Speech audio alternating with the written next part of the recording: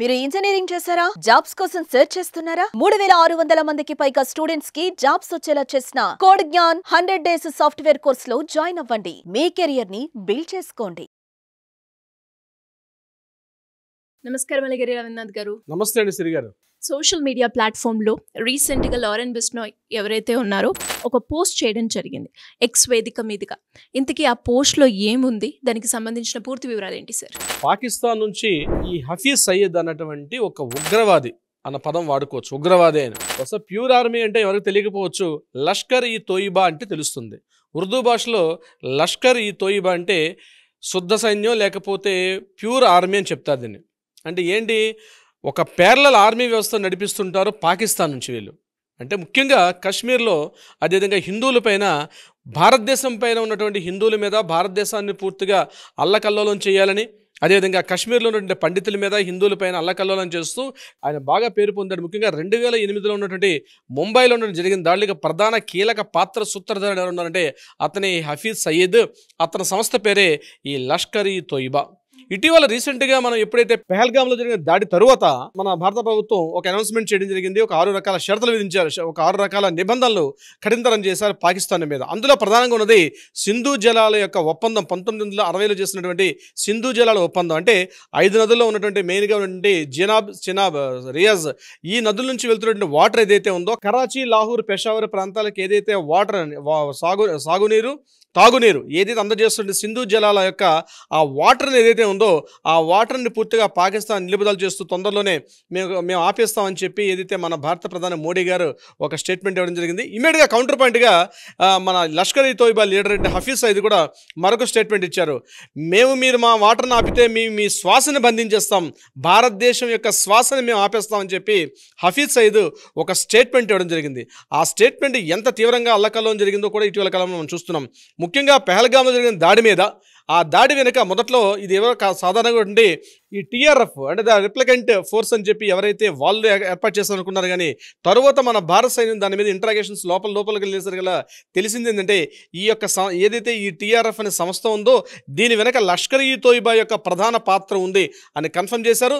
At the same time ఈ లష్కర్ ఈ తోయిబా సంస్థ కూడా పూర్తిగా పాకిస్తాన్ యొక్క సైన్యం యొక్క ఆధ్వర్యంలో పనిచేసిందని కూడా కన్ఫర్మేషన్ చేశారు. దానికి వెనక కీలక పాత్ర సూత్రధారి ఎవరైనా ఉన్నారంటే ఈ హఫీజ్ సయ్యద్ అనే వ్యక్తి ఈ పెహల్గామ్ దాడుల్లో కీలకంగా ప్రాధాన్యత వహించిన వ్యక్తిగా తెలిసింది.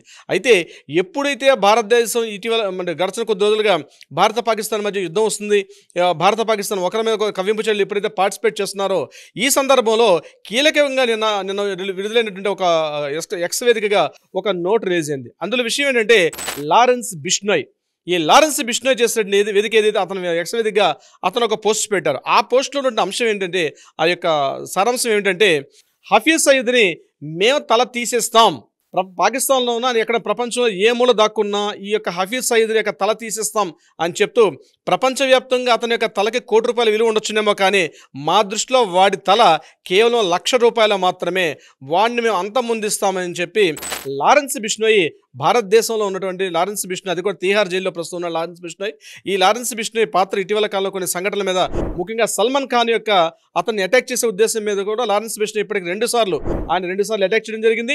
2 సార్లు కూడా కొన్ని తుట్టుపాటు కాలంలో సల్మాన్ ఖాన్ తప్పించుకున్నారు. అదేవిధంగా ఒక మహారాష్ట్ర మంత్రి మీద కూడా అటాక్ చేయడం జరిగింది, అతను చనిపోయాడు. అంటే ఇటీవల ఈ మధ్య కాలంలో లారెన్స్ బిష్నోయ్ యొక్క పేరు చిన్న కుర్రాడే, హార్డ్లీ చూస్తే ఒక 30-35 సంవత్సరాల వయసు లారెన్స్ బిష్నోయ్ ఇటీవల బాగా వినిపిస్తున్న పేరు. ఇదే కాకుండా కెనడాలో ఉన్నటువంటి ఈ సిక్ యొక్క ఖలిస్తాన్ యొక్క ఇష్యూస్లో కూడా ఈ లారెన్స్ బిష్నోయ్ ప్రధానంగా ఉంది. అక్కడ కూడా ఒక ఖలిస్తాన్ వీరుని కూడా చంపేయడం కూడా జరిగింది. ప్రపంచవ్యాప్తంగా ముఖ్యంగా యూరోపియన్లోను, లండన్లోను, అదేవిధంగా కెనడాలోను, అమెరికా ఈ అట్టావా అంటే కెనడా యొక్క క్యాపిటల్ అట్టావా ప్రాంతంలో, ఇక్కడంతా ఈ ప్రాంతాల్లో కూడా ఈ యొక్క లారెన్స్ బిష్నోయ్ బాగా ప్రాధాన్యత సంచరించుకున్న ఒక యువ కిశోరంగా, ముఖ్యంగా పంజాబ్, హర్యానా, రాజస్థాన్ ఈ ప్రాంతాల్లో లారెన్స్ బిష్నోయ్ అని ఒక యూత్ లీడర్గా, ఒక యూత్ ఐకానిక్గా, ఒక యూత్ కంటే భారతదేశానికి ఒక భగత్ సింగ్ ఎలా ఉన్నాడో, భగత్ సింగ్ తర్వాత లారెన్స్ బిష్నోయ్ అంత గొప్పవాడన్నట్టుగా ఇటీవల కాలంలో బాగా ప్రాపగాండా కూడా జరిగింది.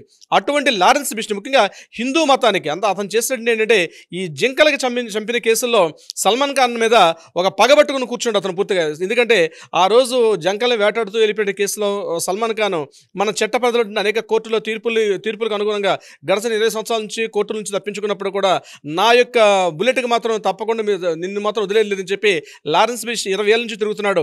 సో ఒకవైపు సల్మాన్ ఖాన్ విషయంలో కావచ్చు, కెనడాలో ఉన్నటువంటి ఖలిస్తాన్ ఉద్యమంలో కావచ్చు, లారెన్స్ బిష్నోయ్ యొక్క పాత్ర ఎంత గొప్పదని చెప్పుకోవచ్చు.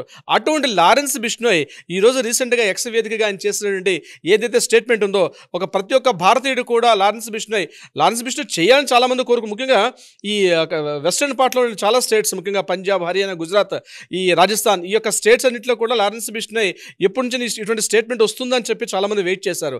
నిన్న ఎక్స్ వేదికగా బిష్నోయ్ యొక్క స్టేట్మెంట్ వచ్చిన తర్వాత చాలామంది యూత్ నిజంగా ఇది ఖచ్చితంగా ఈ లష్కర్ ఈ తోయిబా లీడర్ వీడిని చంపేద్దామని కూడా ప్లాన్ చేశారు.